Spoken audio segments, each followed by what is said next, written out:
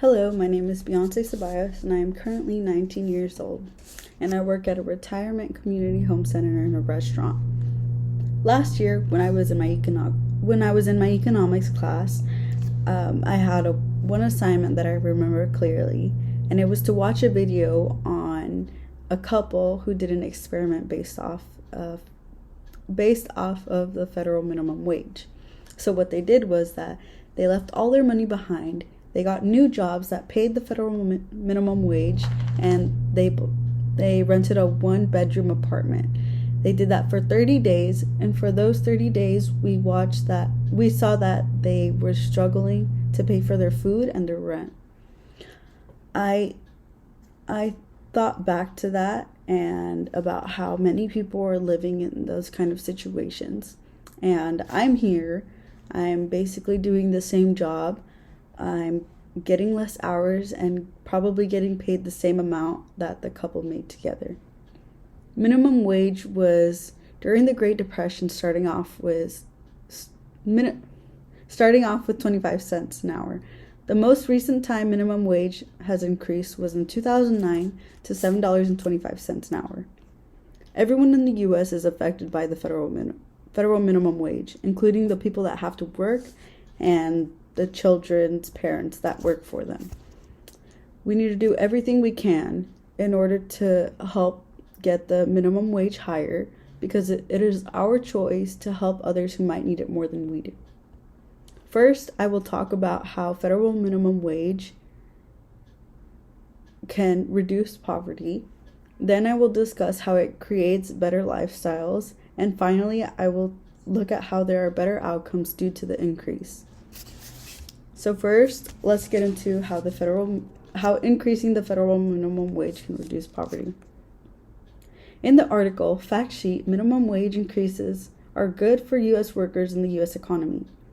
It states that having lower minimum wage has not created more jobs for workers in the United States compared to other countries with similar economies such as France and Australia, which have higher minimum wages.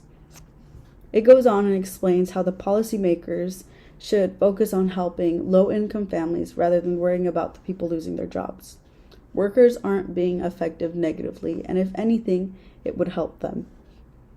Progon states, according to a 2014 Congressional Budget Office report, increasing the minimum wage to $9 could help lift 300,000 people out of poverty, and increasing $10.10 would lift 900,000 people out of poverty. By increasing the minimum wage by just a couple of dollars, it can help hundreds and thousands of people. If it were to increase more than $5, who knows how many people it would benefit. After examining how increasing the federal minimum wage could help prevent poverty, we can take a look at how it improves lifestyles. In the article by Booking, it states, as of 2019, the latest data available, 37% of the U.S. households, 38 million overall, did not earn a pre-tax, pre-transfer wage that allowed them to make ends meet, including 14 million households with children. Owing the historical racial injustices and structural inequities, 47% of Black households and 50% of Latinos or Hispanic households struggle to make ends meet. This is saying that many people who don't get their money back from taxes makes it difficult for them to pay off their homes, and it becomes harder to afford their basic needs.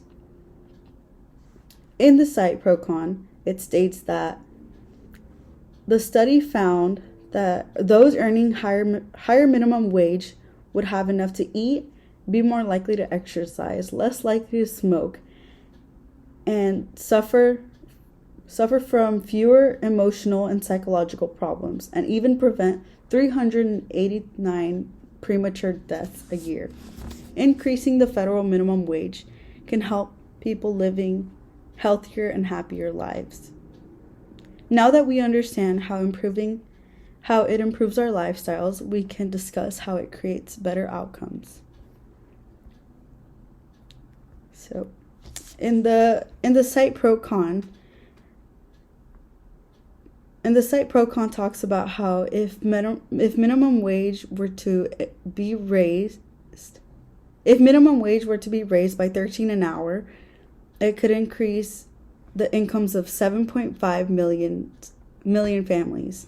It goes on and states teens who live in poverty are twice as likely to miss 3 or more days of school per month compared to those who do not.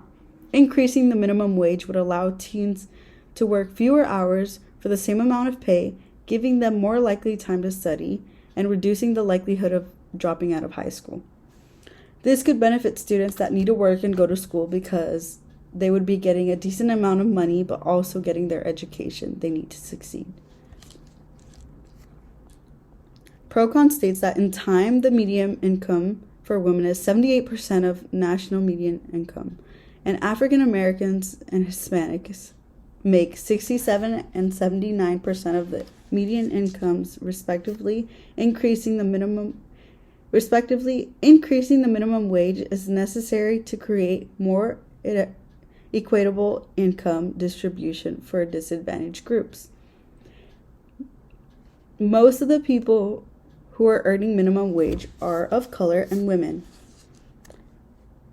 And nowadays, I believe it's hard to find a job depending on what you look like. And that means that they would have to worry about getting a job and not getting paid good enough. First, I talked about how increasing the federal minimum wage can reduce poverty. Then I discussed how it creates better lifestyles. And finally, I looked at how there are better outcomes due to the increase. With this information, it is important to remember that people are in positions where they need help. It would be helpful if each and every one of us kept that in mind and made an effort to try to help others.